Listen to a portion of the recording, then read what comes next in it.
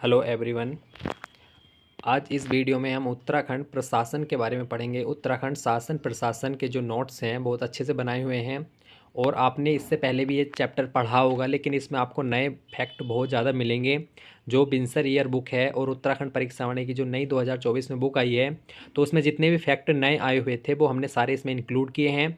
और जितने भी करंट अफेयर से रिलेटेड फैक्ट थे उत्तराखंड शासन प्रशासन के, जैसे भू कानून रिपोर्ट हो गई और इससे संबंधित अन्य भी चीज़ें थीं, वो सारी इसमें ऐड की हुई हैं। तो आप वीडियो को बिल्कुल लास्ट तक देखते रहें, आपका ये चैप्टर बहुत अच्छा कंप्लीट हो जाएगा। तो शुरू करते हैं उत्तराखंड शासन प्रशासन। तो उत्तराखंड का जो शासन होता है प्रशासन, वो भाग 6 में होता है और आर्टिकल हैं 152 से 237 तक। तो जो भाग 6 में जो है उत्तराखंड की जो चीज़ें हैं, मतलब उत्तराखंड के जो कार्य अधिकारी हैं जैसे कार्यपालिका विधानमंडल, इसके बारे में इसमें बताया गया है। तो देखते हैं संसदनात्मक प्रणाली होती है, इसमें कौन कौन सी चीज़ें होती है। एक तो कार्यपालिका होती है, एक विधानमंडल होता है और एक न्यायपालिका होती है। कार्यपालिका के अंतर्गत राज्यपाल, मंत्रिपरिषद, सचिवालय और महाधिवक्ता आते हैं, जबकि विधानमंडल में राज्यपाल और विधानसभा आती है। विधान परिषद भी आती है, लेकिन विधान परिषद उत्तराखंड में नहीं है। न्यायपालिका जो है ये स्वतंत्र होती है, स्वतंत्र बॉडी है। तो ये तीनों चीज़ें के बारे में हम आगे पढ़ेंगे। तो कार्यपालिका से शुरुआत करते हैं। कार्यपालिका जो है उसमें राज्य जो कार्यपालिका का संवैधानिक प्रमुख होता है वो होता है राज्यपाल। तो राज्यपाल के बारे में 153 में बताया गया है। 153 से 167 तक जो है राज्यपाल से संबंधित आर्टिकल हैं। राज्यपाल की नियुक्ति जो है वो राष्ट्रपति के द्वारा की जाती है 5 वर्ष के लिए, लेकिन राष्ट्रपति के प्रसाद पर्यंत ही पद धारण किया जाता है। राष्ट्रपति जब चाहे राज्यपाल को हटा सकता है। तो राज्यपाल की जो नियुक्ति है वो किसके द्वारा की जाती है? राष्ट्रपति के द्वारा, और राष्ट्रपति के प्रसाद पर्यंत ही पद धारण किया जाता है राज्यपाल द्वारा। राज्य का प्रथम नागरिक होता है, बहुत इंपॉर्टेंट है। राज्य का कार्यपालिका का संवैधानिक प्रमुख होता है, ये भी इंपॉर्टेंट है। राज्य के समस्त कार्य राज्यपाल के नाम से ही किए जाते हैं। जैसे कोई भी विधेयक है तो उस पर जब तक राज्यपाल के हस्ताक्षर नहीं होंगे तो वो नहीं माना जाएगा। तो इसलिए राज्य के समस्त कार्य राज्यपाल के नाम से किए जाते हैं। तो इसलिए ही राज्य का प्रथम नागरिक कहा जाता है राज्यपाल को, और ये संवैधानिक प्रमुख होता है। जबकि सीएम जो होता है, मुख्यमंत्री जो होता है, वो कार्यपालिका का वास्तविक प्रधान होता है, जबकि संवैधानिक माना जाए तो वो होता है राज्यपाल। अब इसमें थोड़े आर्टिकल इनसे संबंधित देख लेते हैं राज्यपाल से। तो राज्यपाल की अहर्ताएँ जो हैं वो 157 में होती है कि भारत का नागरिक होना चाहिए और मिनिमम 35 वर्ष की आयु पूर्ण कर चुका हो। संसद व राज्य विधान मंडल का सदस्य न हो, अगर हो भी तो उस समय से ही उसको त्यागपत्र दे देना है। अनुच्छेद 156 में पदावधि के बारे में बताया गया है राज्यपाल की कि 5 वर्ष के लिए राष्ट्रपति के प्रसाद पर्यंत जो है पद धारण किया जाएगा। अब देखते हैं कार्यकारी शक्ति क्या है। तो छत्तीसगढ़, मध्य प्रदेश, उड़ीसा, झारखंड, ये 4 राज्य ऐसे हैं जहां के राज्यपाल को जनजाति के कल्याण हेतु एक मंत्री की नियुक्ति भी करनी होती है। तो ये 4 राज्य हैं, इंपॉर्टेंट हैं, छत्तीसगढ़, मध्य प्रदेश, उड़ीसा, झारखंड। यहाँ पे जो है जनजातियों के लिए एक अलग मंत्री की नियुक्ति राज्यपाल करता है। राज्य लोक सेवा आयोग के अध्यक्ष एवं सदस्य की नियुक्ति करना बहुत ही इंपॉर्टेंट प्रश्न है। तो जो राज्य के लोक सेवा आयोग होता है उसके अध्यक्ष और सदस्य की नियुक्ति कौन करता है? तो वो करता है राज्यपाल। लेकिन उन्हें हटाने का अधिकार जो है वो राज्यपाल को नहीं है, वो किसको है? राष्ट्रपति को है। तो ये बहुत इंपॉर्टेंट फैक्ट है यहाँ से।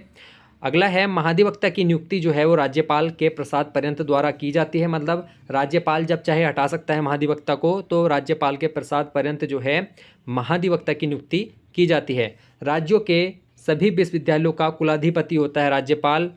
विश्वविद्यालय के जो कुलपति होती है उनकी नियुक्ति भी राज्यपाल के द्वारा की जाती है।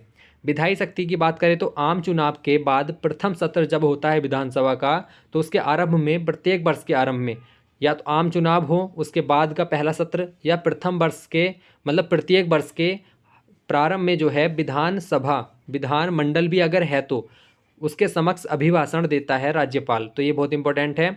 जब आम चुनाव हो, जैसे विधानसभा के चुनाव होते हैं, उसके जो बाद पहला सत्र होता है या प्रत्येक वर्ष के पहले सत्र में जो है राज्यपाल अपना अभिभाषण देता है। दोनों सत्रों के अधिवेशन को आहूत करना, सत्रावसान करना, ये राज्यपाल करता है। विधानसभा का विघटन भी कर सकता है, जबकि एक विधान परिषद अगर होती तो वो स्थायी होती है, उसका नहीं कर सकते। अनुच्छेद 213 में क्या कहा गया है कि सत्र संचालित न हो पर अध्यादेश जारी कर सकते हैं। तो राज्यपाल को अध्यादेश की शक्ति किससे दी गई है? आर्टिकल 213 से।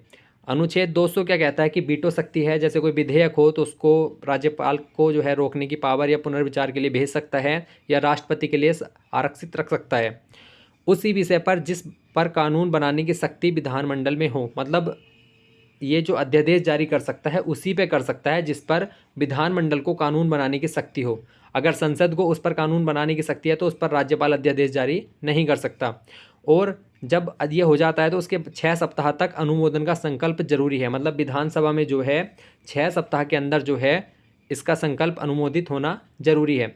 सुविधाएं क्या क्या हैं? तो न्यायालय के प्रति उत्तरदायी नहीं है, बिल्कुल सही बात है। आपराधिक मामलों में छूट दी गई है।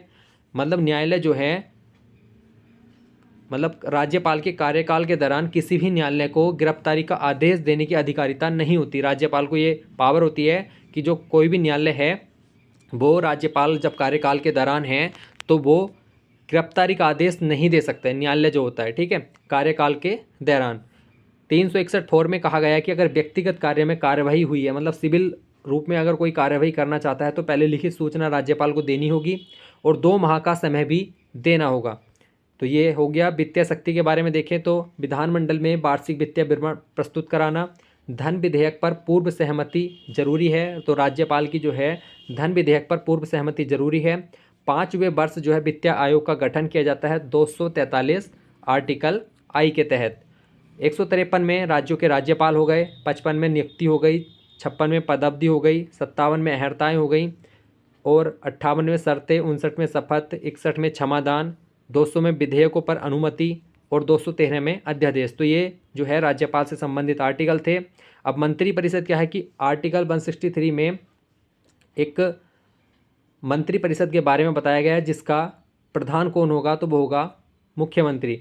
और 164 में मुख्यमंत्री की नियुक्ति कौन करेगा तो वो करेगा राज्यपाल। तो जो इलेक्शन होते हैं जब विधानसभा के तो सबसे ज़्यादा सीटें जिसकी आती हैं तो उसका एक प्रमुख जो है वो मुख्यमंत्री के रूप में चुना जाता है। मुख्यमंत्री आर्टिकल 164 से, और ये राज्य कार्यपालिका का वास्तविक प्रधान होता है, जबकि संवैधानिक प्रमुख कौन होता है वो होता है राज्यपाल और वास्तविक प्रमुख कौन होता है वो होता है मुख्यमंत्री। महाधिवक्ता की बात करें तो 165 में जो है महाधिवक्ता की बात कही गई है। राज्यपाल द्वारा नियुक्ति दी जाती है प्रसाद पर्यंत, भारत का नागरिक हो, 10 वर्ष से अधिक न्यायिक कार्य से जुड़ा हो। और यहाँ से एक इंपॉर्टेंट प्रश्न ये बनता है कि सदनों की बैठक में वे भाग ले सकता है लेकिन मत नहीं दे सकता। तो ये बहुत ज़्यादा इंपॉर्टेंट है। जैसे अटॉर्नी जनरल होता है वहाँ पे सेंटर में, तो यहाँ पे महाधिवक्ता होता है और ये सदनों की बैठक में भाग ले सकता है लेकिन मत नहीं दे सकता। तो ये बहुत ज़्यादा इंपॉर्टेंट है प्रश्न, ऐसे ऐसे पॉइंट आपको याद रखने हैं। अब विधानमंडल के बारे में बात करते हैं तो राज्यपाल और विधानसभा से मिलकर जो है विधानमंडल बना होता है। इसका जिक्र कौन से आर्टिकल में है तो 170 में जो है विधानसभा का जिक्र है। और विधानसभा की मैक्सिमम सीट कितनी हो सकती हैं तो 500 हो सकती हैं, जबकि मिनिमम कितनी हो सकती हैं 60 हो सकती हैं। तो उत्तराखंड में कितनी सीटें हैं विधानसभा की 70 सीटें हैं। सदस्य की बात करें तो अहर्ताएँ जो है 173 में हैं।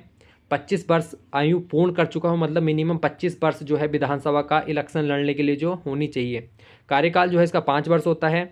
आपातकाल में 1 वर्ष के लिए बढ़ा सकते हैं लेकिन उसकी समाप्ति पर आपातकाल की 6 महीने से ज़्यादा नहीं बढ़ा सकते। गणपूर्ति क्या है तो विधानसभा में जो गणपूर्ति होती है वो 1/10 या मिनिमम 10 सदस्य से कम नहीं होने चाहिए। सत्र जो है इसका वर्ष में 2 बार या कम से कम, मतलब 2 बार होना चाहिए वर्ष में और कम से कम इनके बीच में 6 माह से अधिक का समय नहीं होना चाहिए। अनुच्छेद 178 में क्या कहा गया है कि विधानसभा का एक अध्यक्ष और एक उपाध्यक्ष के रूप में चुना जाएगा। अब बात करते हैं उत्तराखंड में विधानसभा सदस्य। तो उत्तराखंड में विधानसभा की कितनी सीटें हैं तो हैं 70 सीटें हैं। गठन से पूर्व की बात करें तो विधानसभा गठन से पूर्व जो है विधानसभा की 22 सीटें थी और विधान परिषद की कितनी सीटें थी 9 सीटें थी। तो ये क्वेश्चन कई बार एग्जाम में आया हुआ है। तो विधानसभा की 22 और विधान परिषद की 9, लेकिन परिसीमन हुआ 5 नवंबर 2001 को, तो 70 सीटें हो गई विधानसभा की उत्तराखंड में। परिसीमन किसकी अध्यक्षता में होता? कुलदीप सिंह की अध्यक्षता में 2006 में, और 2008 से फिर ये दूसरा परिसीमन था जिसमें 6 सीटें पहाड़ से कम हो गई तथा मैदानी क्षेत्रों में 6 सीटें बढ़ गई थी। सर्वाधिक विधानसभा सीट कहाँ पर है तो हरिद्वार में है 11 सीट, जबकि 70 सीटों में सुरक्षित सीट कितनी है, आरक्षित सीट जो एससी के लिए हैं वो है 13, और एसटी के लिए कौन सी हैं तो 2 सीटें हैं, नानकमत्ता और चक्राता। तो ये 2 सीट एसटी के लिए हैं। बहुत ज़्यादा इंपॉर्टेंट प्रश्न है ये भी। एक सीट जो है एंग्लो इंडियन के द्वारा होती थी पहले 70+1, अब उसको 104वें संविधान संशोधन के द्वारा इस प्रतिनिधित्व को समाप्त कर दिया गया है। अंतरिम विधानसभा की बात करें तो 31 विधायकों द्वारा, जिसमें 22 विधानसभा और 9 विधान परिषद के थे, लेकिन 9 में से एक सदस्य का कार्यकाल समाप्त हो गया था। तो 22 और 8 30 जो है 30 विधायकों द्वारा जो है अंतरिम विधानसभा का गठन किया गया। कितने विधायकों से? 30 विधायकों से, क्योंकि पहले 22 थे विधानसभा के, 9 विधान परिषद के थे, एक का कार्यकाल समाप्त हो गया तो बचे 22 और 8 30। तो 30 विधायकों से जो है अंतरिम विधानसभा का गठन किया गया। अब 5वीं विधानसभा जो भी लेटेस्ट है उसको देख लेते हैं। इसके मतदान जो है 14 फरवरी 2022 को हुए। मतगणना जो है इसकी 10 मार्च 2022 को हुई। 70 सीटों पर जो है 65.37% जो है मतदान हुआ, जिसमें बीजेपी की 47 सीट, कांग्रेस की 19, बसपा 2 और निर्दलीय की 2 सीटें आई थी। उपचुनाव की बात करें तो पुष्कर सिंह धामी जो हैं खटीमा सीट से हार गए थे। उसके बाद चंपावत से जो है कैलाश गहतोड़ी ने अपनी सीट छोड़ दी और उपचुनाव हुआ, जहां पर पुष्कर सिंह धामी जी ने निर्मला गहतोड़ी को जो है 55,000 वोटों से हराया। उसके बाद उन्होंने मुख्यमंत्री बने। उसके बाद क्या होता है कि बागेश्वर का एक उपचुनाव होता है, क्योंकि परिवहन मंत्री जो थे चंदन रामदास जी, इनका निधन हो जाता है 26 अप्रैल 2023 को। ये बागेश्वर सीट से 4 बार लगातार विधायक रहे और ये सीट जो है एससी के लिए सुरक्षित है। उपचुनाव की बात करें तो जब इनका निधन हो गया तो वो सीट खाली हो गई, तो वहाँ पे जो है बीजेपी ने पार्वती दास जो है इनको लड़ाया अपनी साइड से, और बसंत कुमार जो है कांग्रेस की साइड से आए। तो यहाँ पे पार्वती दास जो है इनको विजय मिली। और इस बार की जो विधानसभा थी उसमें 8 महिलाएं थी, लेकिन पार्वती दास जो है इनके जीतने के बाद जो है विधानसभा में 9 महिलाओं का जो है हो गया। अब बात करते हैं अंतरिम विधानसभा, जिसमें 30 विधायक थे। अंतरिम विधानसभा में 30 विधायक थे, जिसमें 23 बीजेपी की थे, इसलिए बीजेपी ने अपनी सरकार बना ली और नित्यानंद स्वामी जो है पहले मुख्यमंत्री उत्तराखंड के बने। इसके अध्यक्ष अगर बात करें तो अंतरिम विधानसभा के पहले अध्यक्ष कौन से थे? वो थे प्रकाश पंत। ठीक है, अगर कभी कभी एग्जाम में पूछा जाता है कि प्रथम निर्वाचित विधानसभा के अध्यक्ष कौन थे, वो थे यशपाल आर्य। निर्वाचित का मतलब है कि जो वोटिंग हुई थी, ये क्योंकि ऐसे ही इनको चुन लिया गया था, जिसमें 23 विधायक जो हैं बीजेपी के थे, तो इसलिए जो है नित्यानंद स्वामी को जो है मुख्यमंत्री चुन लिया गया और अध्यक्ष किसको बनाया गया? प्रकाश पंत को। तो यहाँ पे जो है वोटिंग नहीं हुई थी। अगर पूछा जाए निर्वाचित विधानसभा का तो उनके अध्यक्ष थे यशपाल आर्य, और नारायण दत्त तिवारी जो है पहले निर्वाचित मुख्यमंत्री थे। तो पहली निर्वाचित विधानसभा 14 फरवरी 2002 को, जिसमें 4 महिलाओं विजयी हुई। तो ये जो है तीसरी, चौथी, 5वीं जो विधानसभाएं थी उनका वो है जिक्र। और अब देख लेते हैं कि जो इन 5 विधानसभा में कितनी कितनी महिलाएं जीती। तो अंतरिम विधानसभा, ठीक है, फर्स्ट विधानसभा में 4 महिलाएं निर्वाचित हुई, सेकंड में 4, थर्ड में 5, फोर्थ में 5 और फिफ्थ में कितनी है? 8।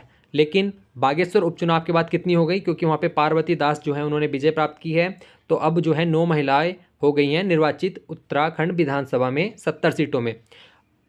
अगर विधानसभा अध्यक्ष की बात करें तो अंतरिम विधानसभा के अध्यक्ष कौन से? वो थे प्रकाश पंत। जबकि पहली निर्वाचित विधानसभा के यशपाल आर्य, दूसरी के हरवंश कपूर, थर्ड के गोविंद सिंह कुंजवाल, फोर्थ के हो गए प्रेमचंद्र अग्रवाल, और जो फिफ्थ हैं वो हैं रितु खंडूरी। तो ये 6ठी विधानसभा अध्यक्ष हैं उत्तराखंड जब से उत्तराखंड का गठन हुआ है। रितु खंडूरी जी के बारे में बात करें तो उत्तराखंड की पहली महिला विधानसभा अध्यक्ष हैं, कोटद्वार से विधायक रही हैं और लेफ्टिनेंट जनरल भुवन चंद्र खंडूरी जी की बेटी हैं। तो ये रितु खंडूरी जी के बारे में बात हुई है, कोटद्वार से विधायक हैं इस समय। अगर अब बात करते हैं राज्यसभा सीटों की, तो उत्तराखंड में राज्यसभा की 3 सीटें हैं, जिसपे फिलहाल जो है कल्पना सैनी ये 2022 में निर्वाचित हुई हैं, मतलब हो गया, ठीक है। दूसरा हो गया नरेश बंसल, और तीसरे जो है अनिल बलूनी जो है, इनका कार्यकाल अभी हाल ही में पूरा हुआ है। और बीजेपी ने जो है महेंद्र भट्ट को जो है अपनी साइड से किया है, तो इनका भी अभी निर्वाचन होना बाकी है या मनोनीति। तो अभी जो थर्ड सीट है इस पर अभी कोई भी आएगा तो यहाँ पे नोट्स में लिख दिया जाएगा। कल्पना सैनी के बारे में पढ़ते हैं। तो कल्पना सैनी उत्तराखंड में राज्यसभा से निर्वाचित दूसरी महिला हैं। पहली महिला जो है वो मनोरमा शर्मा डोबरियाल थी, 2014 में ये चुनी गई थी, 2015 में लेकिन इनका निधन हो गया था।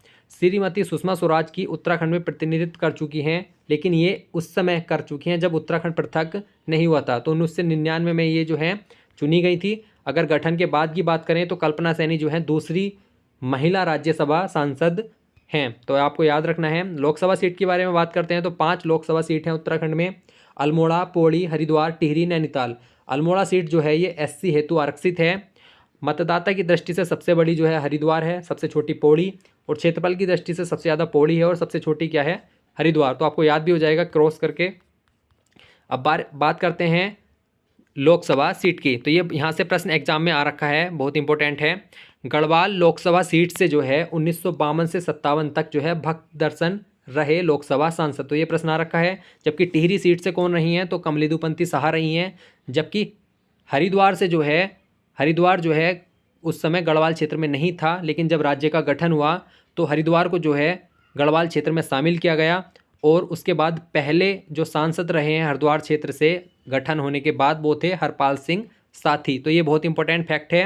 हरिद्वार कब आया है गढ़वाल क्षेत्र में, तो गढ़वाल में 3 सीटें हैं, गढ़वाल टिहरी हरिद्वार, लेकिन पहले 2 ही थी, गढ़वाल टिहरी। हरिद्वार आया है राज्य गठन के बाद। तो राज्य गठन जब हुआ 1999-2004 के बीच में, तो हरपाल सिंह साथी जो है उस समय सांसद थे। तो गढ़वाल से पहले कौन थे 1952 से 57, भक्त दर्शन, और टिहरी से कौन थी, कमलेदुपंती साहा। 2019-24 में वर्तमान की बात करें तो तीरथ सिंह रावत गढ़वाल क्षेत्र से हो गए, टिहरी से माला राज्य लक्ष्मी साहा, और हरिद्वार से डॉक्टर रमेश पोखरियाल निशंक। अब जो 2024 का इलेक्शन होना है, तो ये सीटें अब जो भी यहाँ पे बनेंगे लिख दिए जाएंगे। नोट की बात करें तो हरिद्वार संसदीय क्षेत्र राज्य निर्माण के पश्चात गढ़वाल में शामिल हुआ था, तो इंपॉर्टेंट है। अब बात करते हैं कुमाऊं की लोकसभा सीट जो है अल्मोड़ा और नैनीताल। 5 सीटें हैं, तो 3 गढ़वाल की हैं, 2 कुमाऊं की हैं। तो अल्मोड़ा हो गई और दूसरी कौन सी हो गई, नैनीताल। तो इन पे जो है पहले लोकसभा सांसद कौन रहे, तो 1952 से 57 तक देवीदत्त पंत रहे। और नैनीताल से कौन रहे, CD पांडे। लेकिन देवीदत्त पंत के बाद जो है उपचुनाव होता है, बद्रीदत्त पांडे जो है 1955 के उपचुनाव में जीत हासिल करते हैं। 2019 से 24 में अल्मोड़ा सीट से अजय टमटा हैं, जबकि नैनीताल सीट से कौन है, वो हैं अजय भट्ट। 2024 से 29 अभी इलेक्शन होना है। लेकिन एक और इम्पोर्टेंट फैक्ट है, देहरादून भी कभी लोकसभा सीट रही है। तो देहरादून लोकसभा सीट का इतिहास देखते हैं, 1952 से 1975 तक ये सीट रही है। इसका कुछ हिस्सा उसके बाद टिहरी में, कुछ हरिद्वार में शामिल कर लिया गया। और महावीर त्यागी जो है पहली 3 लोकसभा से यहाँ से सांसद रहे थे। तो ये भी इंपॉर्टेंट फैक्ट है, बहुत लोगों को नहीं पता होगा कि देहरादून भी जो है कभी लोकसभा सीट रही थी। कब से कब तक, 1952 से 75 तक। और इसमें जो पहली 3 लोकसभा सांसद रहे हैं 3 बार, वो रहे हैं महावीर त्यागी। और इसका कुछ हिस्सा जो है 1975 के बाद टिहरी और कुछ हिस्सा हरिद्वार में शामिल करके इसको ख़त्म कर दिया था। अब बात करते हैं भू कानून अध्ययन रिपोर्ट जो है 80 पेज की रिपोर्ट जो है सितंबर 2022 में समिति 2022 में सौंपी गई। समिति का गठन किसके नेतृत्व में हुआ था, तो वो थे पूर्व मुख्य सचिव थे सुभाष कुमार, उनके नेतृत्व में एक समिति का गठन हुआ। और जुलाई 2021 में जो है इसका गठन हुआ था, किसकी अध्यक्षता में, सुभाष कुमार की। इन्होंने सितंबर 2022 में जो है 80 पेज की रिपोर्ट ये सौंपी है। नोट की बात करें तो उत्तर प्रदेश जमींदारी विनाश एवं भूमि सुधार अधिनियम 1950 में संशोधन किया गया, जिसमें 143 क और 15(2) जोड़ा गया। और भूमि खरीद की अधिकतम सीमा जो है समाप्त कर दी गई। तो पहले कितनी थी, तो 250 वर्ग मीटर जो है कोई भी बाहर का व्यक्ति आके यहाँ पे खरीद सकता था। लेकिन 2018 के समथिंग जो है इसमें सुधार करके इसको समाप्त कर दिया गया। इसलिए अब इसका जो है बहुत ज़्यादा विरोध होने लगा उत्तराखंड में। तो रिपोर्ट जो है उसमें कहा गया है कि 250 वर्ग मीटर भूमि जो है खरीद सकते हैं। और उद्यमों में अगर कोई उद्यम यहाँ पे लगाता है बाहर का, तो उसमें जो है 70% रोजगार जो है स्थानीय लोगों को दिया जाए। तो ये वह इंपॉर्टेंट फैक्ट है। अब बात करते हैं उत्तराखंड उच्च न्यायालय की। उत्तराखंड उच्च न्यायालय जो है, कुल न्यायाधीश इस समय कितने हैं हाई कोर्ट में, उत्तराखंड हाई कोर्ट नैनीताल में हैं तो 11 हैं, जो 9 परमानेंट हैं और 2 एडिशनल हैं। तो इस समय वर्तमान में 11 हैं। प्रथम चीफ जस्टिस कौन थे, वो थे अशोक अभयंकर देसाई। वर्तमान में कौन है, तो रितु बाहरी हैं, जो अभी हाल ही में बनाई गई हैं। प्रथम रजिस्ट्रार कौन थे, तो GCM Rawat. 45 fast track court जो है अप्रैल 2001 में बनाए गए। फास्ट ट्रैक कोर्ट जो होते हैं उसमें बहुत फास्ट सुनवाई होती है, जैसे कुछ संवेदनशील मामला हो तो उसको फास्ट ट्रैक कोर्ट में लाया जाता है। न्यायपालिका की बात करें तो अनुच्छेद 214 में प्रत्येक राज्य का एक हाई कोर्ट होगा। उत्तराखंड उच्च न्यायालय जो है 9 नवंबर 2000 को बना। कौन सा उच्च न्यायालय था, तो 20वां उच्च न्यायालय था। इसका गठन किस में है, तो 216 आर्टिकल में है। जबकि अनुच्छेद 214 में क्या है कि प्रत्येक राज्य का एक हाई कोर्ट होगा। उसका गठन कौन से आर्टिकल से है, 216 से।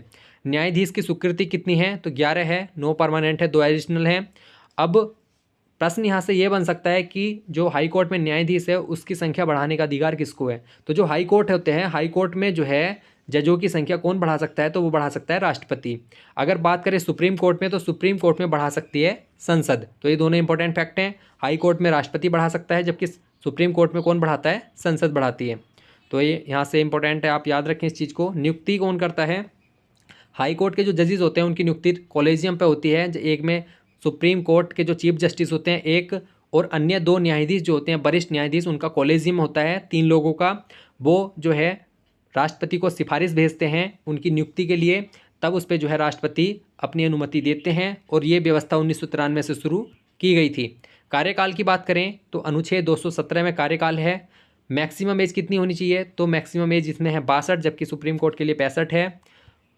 60 से 62 कौन से आर्टिकल से की गई? तो 15वां संविधान संशोधन हुआ था। पहले 60 वर्ष थी मैक्सिमम एज जो है हाई कोर्ट के न्यायाधीश की, अब कितनी कर दी गई है? 62 कर दी गई है। शपथ की बात करें तो राज्यपाल के समक्ष जो है न्यायाधीश शपथ लेते हैं, जबकि नियुक्ति कौन करता है? तो नियुक्ति राष्ट्रपति करता है, जबकि शपथ कौन दिलवाता है? राज्यपाल।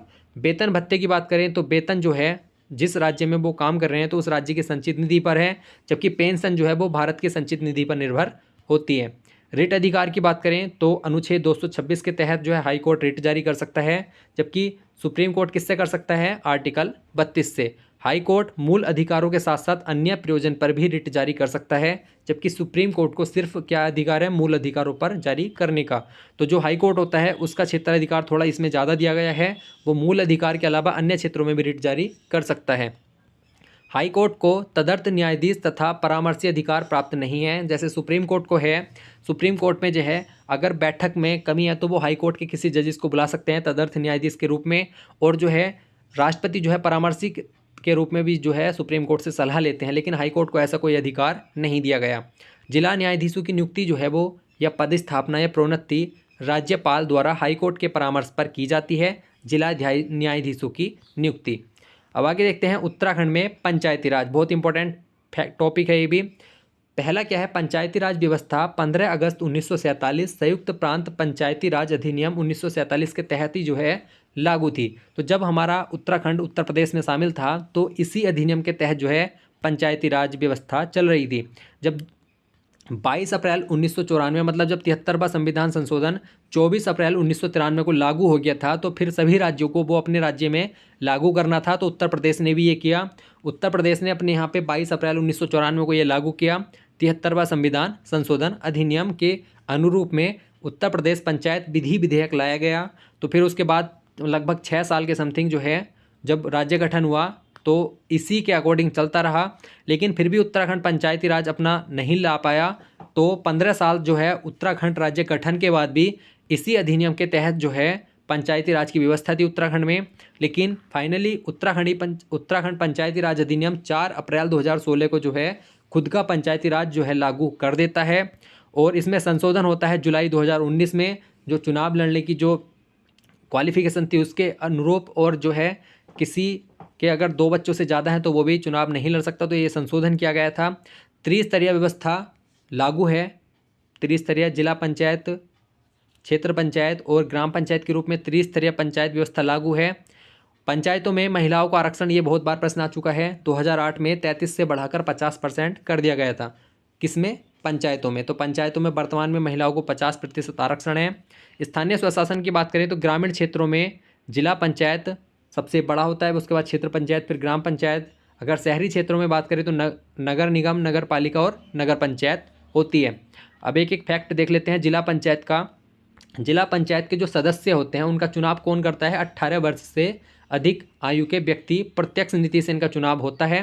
प्रत्यक्ष रीति होती है सदस्यों का चुनाव करने के लिए। तो जिला पंचायत के जो सदस्य होते हैं वो प्रत्यक्ष रीति से चुने जाते हैं, जबकि जिला पंचायत के जो अध्यक्ष और उपाध्यक्ष होते हैं इन दोनों को कौन चुनता है? वो चुनता है जिला पंचायत के सदस्य। तो ये कैसी रीति हो गई? तो ये हो गई अप्रत्यक्ष, क्योंकि ये जनता के द्वारा नहीं चुने जाते। नोट के बारे में थोड़ा पढ़ लेते हैं। क्या नोट है? जिले के सभी प्रमुख लोकसभा सदस्य, राज्यसभा सदस्य, विधानसभा सदस्य, मतलब उस जिले के अंदर जितने भी लोकसभा सदस्य, राज्यसभा सदस्य, विधानसभा सदस्य आ रहे हैं वो जिला पंचायत के सदस्य कहलाते हैं। कार्यवाही में भाग ले सकते हैं, मत भी दे सकते हैं। तो भाग भी ले सकते हैं और मत भी दे सकते हैं। तो ये इंपॉर्टेंट फैक्ट है। और अविश्वास अगर प्रस्ताव के समय है तो वो मत नहीं दे सकते। अगर कोई अविश्वास प्रस्ताव के प्रति लाया गया है उसमें जिला पंचायत में तो वहाँ पे ये मत नहीं दे सकते।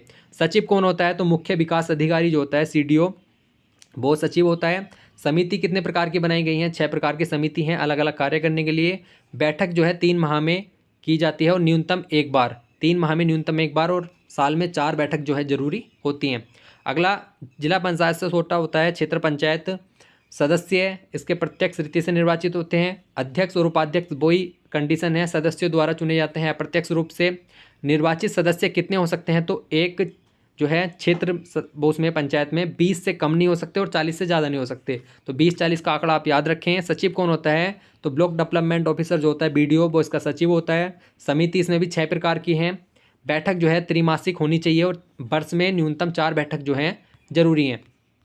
ग्राम पंचायत की बात करें तो पर्वतीय क्षेत्र में कम से कम 500 ग्राम पंचायत, मतलब 500 लोगों पे जो है ग्राम पंचायत, और मैदानी क्षेत्रों में जो है 1000 लोगों पर जो है ग्राम पंचायत का गठन किया जाता है। और मैक्सिमम कितने हो सकते हैं? 10,000। ठीक है। सदस्य की बात करें तो ग्राम पंचायत में 7 से 15 सदस्य होते हैं। पहले 5 से 15 थे, अब इसको चेंज करके 7 से 15 कर दिया गया है, तो ये भी इंपॉर्टेंट है। प्रधान और उप प्रधान की न्यूनतम आयु कितनी होनी चाहिए? तो 21 वर्ष का अगर कोई व्यक्ति है तो वो चुनाव लड़ सकता है। प्रधान और उप प्रधान का, प्रधान का जो है प्रत्यक्ष रीति से किया जाता है, जबकि उप प्रधान का चुनाव जो है अप्रत्यक्ष रीति से किया जाता है। जो वार्ड मेंबर्स होते हैं वो उप प्रधान को जो है चुनते हैं। बैठक की बात करें तो प्रत्येक माह में 1 बार जो है इसकी बैठक होनी जरूरी है। ग्राम पंचायत बैठक में 1/3 गणपूर्ति जरूरी है।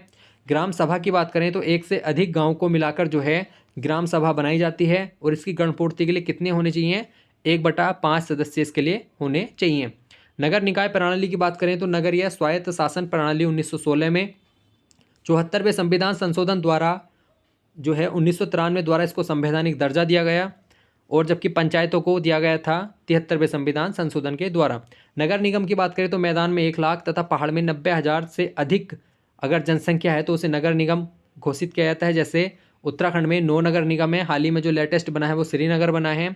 मेयर का चुनाव जो है वो प्रत्यक्ष रीति से होता है, जबकि डिप्टी मेयर जो है वहाँ के सदस्य चुनते हैं डिप्टी मेयर को।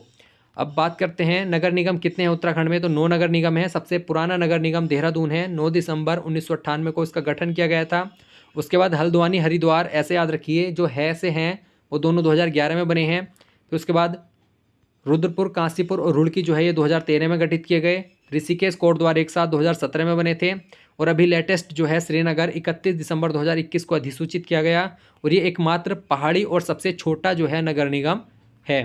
नगर पालिका की बात करें तो नगर जनसंख्या 50,000 से 1 लाख तक मैदानी क्षेत्रों में, और पहाड़ी क्षेत्र में 50,000 से 90,000 तक की जो जनसंख्या है वो नगर पालिका के अंतर्गत आती है। सबसे पुरानी नगर पालिका जो है वो मसूरी है, 1842 में इसका गठन किया गया। और जो इस समय आंकड़े हैं वो अलग अलग बुकों में अलग अलग हैं। वर्तमान में जो अभी लेटेस्ट डाटा न्यूज़पेपर में आया था तो 9 नगर निगम, 45 नगर पालिकाएँ और 50 नगर पंचायत का आया था। लेकिन आर्थिक सर्वेक्षण 2021 की बात करें तो उसके अकॉर्डिंग 9 नगर निगम और 42 नगर पालिका और 51 नगर पंचायत है। तो ये डाउटफुल थोड़ा क्वेश्चन है, इसको आप अपने स्तर से भी एक बार जरूर देख लें। नगर पंचायत की बात करें तो 5,000 से 50,000 तक की जो जनसंख्या होती है वो नगर पंचायत होती है, जिसमें बद्रीनाथ, केदारनाथ, गंगोत्री में चुनाव नहीं होते, ये मनोनीत हैं। सिर्फ यमुनोत्री में जो है चुनाव होते हैं। उत्तराखंड की प्रथम भाषा हिंदी है और द्वितीय भाषा जो है वो संस्कृत। 1 जनवरी 2010 से इसको दर्जा दिया गया है। राज्य के तितली की बात करें तो बेस्ट हिमालयन कॉमन पिकॉक 7 नवंबर 2016 को इसको दर्जा दिया गया। राज्य के गीत की बात करें तो उत्तराखंड देवभूमि मातृभूमि सत नमन, इसके लेखक हैं हेमंत बिष्ट। राज्य गीत चयन समिति के अध्यक्ष कौन थे? वो थे लक्ष्मण सिंह बटोही। वर्तमान में उत्तराखंड में कितनी तहसीलें हैं? तो 110 तहसीलें हैं, जिसमें सर्वाधिक पिथौरागढ़ में 13 तहसील और सबसे कम रुद्रप्रयाग और हरिद्वार में कितनी तहसीलें? 4-4। उप तहसील की बात करें तो वर्तमान में 18 उप तहसील हैं। ब्लॉक की बात करें तो 95 ब्लॉक हैं इस समय वर्तमान में, जिसमें सर्वाधिक ब्लॉक कहाँ पर हैं? तो पौड़ी में सर्वाधिक ब्लॉक हैं 15। सबसे कम कहाँ पे हैं? तो रुद्रप्रयाग और बागेश्वर में 3-3 ब्लॉक हैं। कुल ग्राम पंचायतों की बात करें 7,950 कुल ग्राम पंचायतें हैं। सर्वाधिक कहाँ पे हैं? तो पौड़ी में 1212 और सबसे कम है चंपावत में 313। कुल न्याय पंचायतों की बात करें तो 670 न्याय पंचायतें हैं। सर्वाधिक 118 और सबसे कम जो है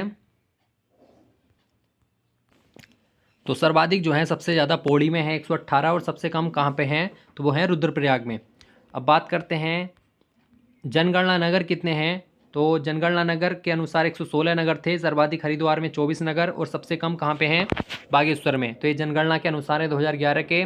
आरक्षण की बात करें तो लंबत आरक्षण कितना है, तो 19% अनुसूचित जाति एससी को और 4% अनुसूचित जनजाति को, 10% ईडब्ल्यूएस को और ओबीसी को 14% आर्टिकल दिया गया है लंबवत वर्टिकल। जबकि हॉरिजॉन्टल क्षैतिज आरक्षण जो है महिलाओं को 30%, राज्य आंदोलनकारी को भी अभी हाल ही में दिया गया है 10%, भूतपूर्व सैनिक 5%, दिव्यांगजन जो है 4%, और खेल कोटा जो है भी ये प्रस्तावित है, ये भी दिया जाना है खेल वालों को, खिलाड़ियों को, और अनाथ को दिया गया है 5% आरक्षण।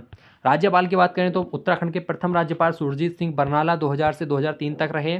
फिर सुदर्शन अग्रवाल, बीएल जोशी, मार्गेट अल्बा, डॉक्टर अजीत कुरैशी और के पॉल, बेबी रानी मौर्य, और वर्तमान में है उत्तराखंड के राज्यपाल लेफ्टिनेंट जनरल गुरमीत सिंह, जो 2021 से अब तक हैं। मुख्यमंत्री की बात करें तो पहले मुख्यमंत्री नित्यानंद स्वामी थे, जो अंतरिम सरकार में बनाए गए थे। जबकि निर्वाचित मुख्यमंत्री कौन है, तो वो है नारायण दत्त तिवारी निर्वाचित।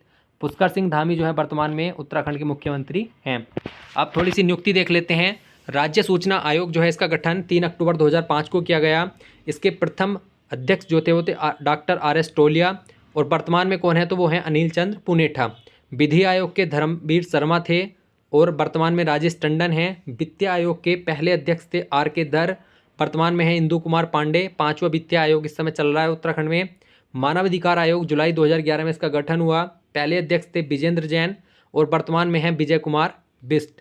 महिला आयोग जो है श्रीमती संतोष चौहान और कुसुम कांडपाल जो है वर्तमान में है।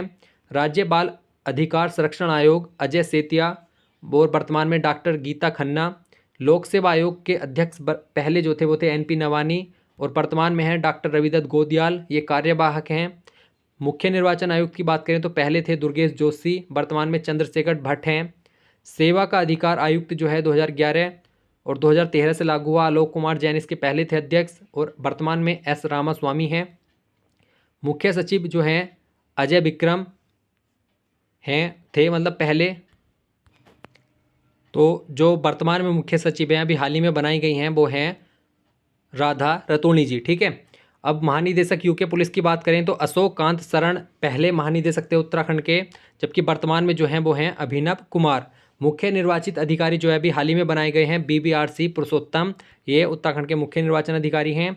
मुख्य न्यायाधीश की बात करें तो अशोक अभयंकर देसाई पहले मुख्य न्यायाधीश थे, जबकि वर्तमान में कौन है, तो रितु बहारी हैं उत्तराखंड की महान्यायाधीश। महाधिवक्ता की बात करें तो अंतरिम सरकार में LP नैथानी और जबकि मेहरबान सिंह नेगी जो है वो निर्वाचित हुए थे। सूर्य नारायण बाबुलकर जो है वर्तमान में हैं, जबकि विधानसभा उपाध्यक्ष कौन थी पहली, तो वो थी विजय बर्थवाल। अब बात करते हैं थोड़ा राज्य चिन्ह जो है उनको देख लेते हैं। उत्तर प्रदेश से 13 हिमालय जिलों को काटकर 9 नवंबर 2000 को 27वें राज्य के रूप में और 11वें हिमालय राज्य के रूप में उत्तराखंड का गठन किया गया।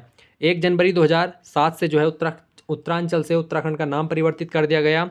राज्य चिन्ह की बात करें तो 3 पर्वत चोटी, गंगा की 4 लहरें, मध्य चोटी अन्य 2 चोटी से ऊंची है और उसके मध्य में जो है अशोक की लाट है और इसके नीचे लिखा हुआ है सत्यमेव जयते, जिसको लिया गया है मुंडकोपनिषद से। तो ये इंपॉर्टेंट है। राज्य पुष्प की बात करें तो ब्रह्म कमल है, जो 4800 से 6000 की ऊंचाई पर है। राज्य पक्षी मोनाल 2500 से 5000 की ऊंचाई तक पाया जाता है। राज्य पशु कस्तूरी मृग 3600 से 4400 और राज्य वृक्ष जो है बुरांस 1500 से 4000 की ऊंचाई पर जो है पाया जाता है। वैज्ञानिक नाम देखें तो ब्रह्म कमल का है सोसूरिया बेलेटा, राज्य पक्षी मोनाल का लोपोफोरस इम्पिजेनस, पशु का मास्कस काइसोगाटर कास्टर होता है, कस्तूरी मृग का, और बुरांस का है रोडोडेंड्रेन अर्बोमियम। तो ये भी पूछ लिया जाता है एग्जाम में। उत्तराखंड का राज्य का जो खेल है वो है फुटबॉल 2011 में, वाद्य यंत्र ढोल 2015, मिठाई बाल मिठाई है, और फल कौन सा है, तो काफल है, और नृत्य कौन सा है, पांडव नृत्य है। राज्य पुष्प की बात करें तो ब्रह्मकमल जो है एस्टेरिस कुल का होता है। इसकी प्रजाति उत्तराखंड में 24 हैं और विश्व में 210 प्रजाति हैं। रंग कौन सा है, तो बैंगनी रंग है, और स्थानीय भाषा में इसको क्या कहा जाता है, तो कोल पदम कहा जाता है। महाभारत के वन पर्व में इसको क्या कहा जाता है, सुगंधित पुष्प। केदारनाथ भगवान शिव को इसको अर्पित किया जाता है। ऊंचाई कितनी है, तो 70 से 80 सेंटीमीटर तक इसकी ऊंचाई होती है, और फूल खिलने का समय कितना होता है, जुलाई से सितंबर तक। तो ये सारे इंपॉर्टेंट फैक्ट हैं। राज्य पक्षी मोनाल की बात करें तो हिमालय के मयूर के नाम से जाना जाता है इसको। हिमाचल प्रदेश का राज्य पक्षी और नेपाल का राष्ट्रीय पक्षी भी है। स्थानीय भाषा में मन्याल या मुनाल कहा जाता है। और इसका प्रिय भोजन क्या है, तो वो है आलू। मोनाल जो है मादा जो होती है वो मोनाल, और नर है तो डाफिया। राज्य पशु कस्तूरी मृग होता है। Himalayan musk deer. औसत आयु कितनी है, तो 20 वर्ष होती है। इसकी 4 प्रजाति उत्तराखंड में पाई जाती हैं। गर्भधारण क्षमता कितनी है, तो 6 माह की होती है। कस्तूरी केवल नर मृग से मिलती है, ये भी इंपॉर्टेंट है। एक बार में कितनी मिलती है, तो 30 से 45 ग्राम, और 3-3 वर्ष के अंतराल पर जो है कस्तूरी प्राप्त कर सकते हैं एक नर मृग से। 1972 में कस्तूरी मृग बिहार की स्थापना। 1977 में मेहरुणी कस्तूरी मृग अनुसंधान केंद्र की स्थापना। 1986 में अस्कोट अभयारण्य पिथौरागढ़ में जो है स्थापना की गई थी। उत्तराखंड उच्च न्यायालय का कुछ ये इंपॉर्टेंट फैक्ट हैं। 27 अप्रैल 1897 को हाई कोर्ट या नैनीताल राजभवन की नींव रखी। निर्माण किसने कराया था इसका, एंटोनी मैकडोनाल्ड थे एक, इन्होंने निर्माण कराया। शैली किस शैली में बना हुआ है, तो गोथिक शैली में ये बना हुआ है।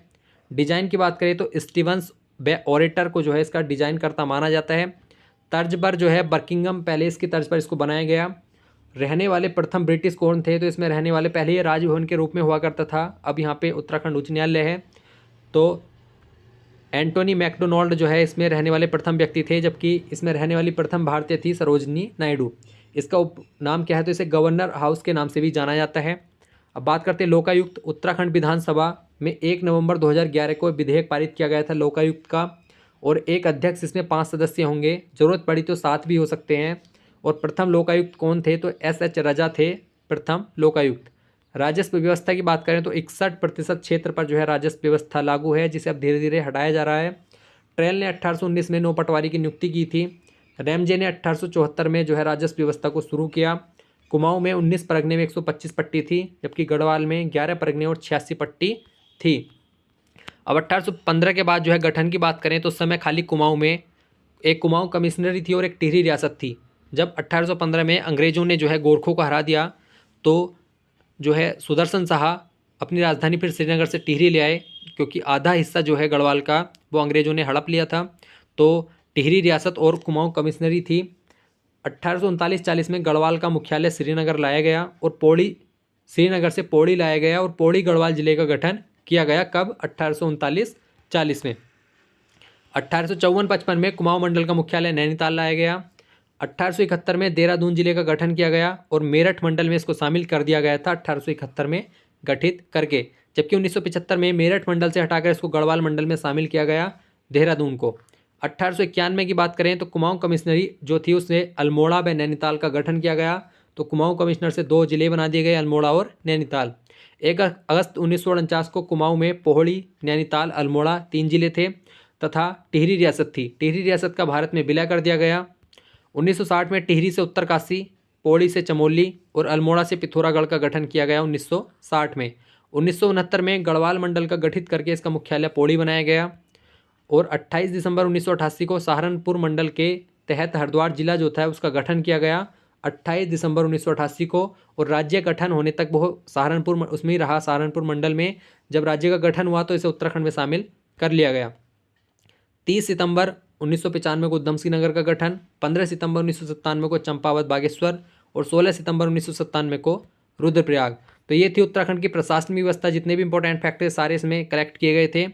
तो वीडियो अच्छी लगी तो ज़रूर लाइक शेयर करें, और टेलीग्राम से जुड़ सकते हैं जिसका लिंक आपको डिस्क्रिप्शन में मिल जाएगा। धन्यवाद।